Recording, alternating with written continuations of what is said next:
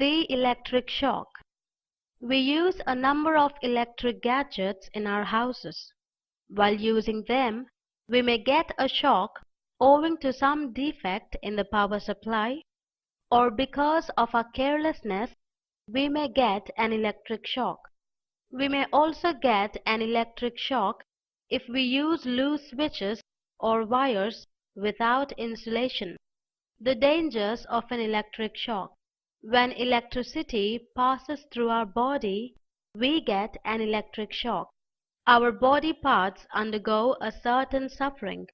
This is called an electric shock. If the force of electric currents is less, it will push the body away.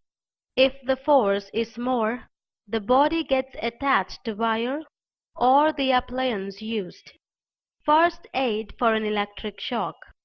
If any person receives a shock, the main switch of the power supply must be switched off.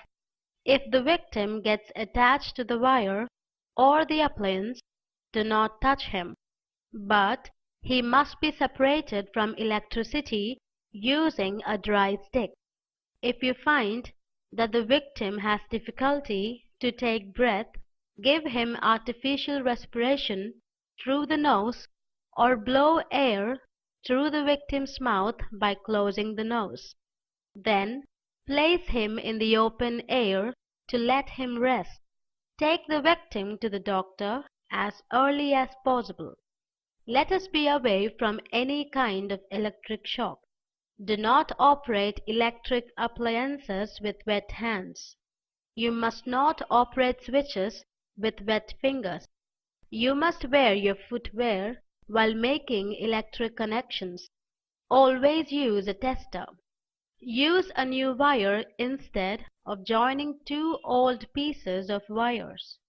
We must not touch hanging electric wires. We must not dry clothes on electric wires. Lying fuses and repairing electrical appliances, etc. must be done only after switching off the power supply.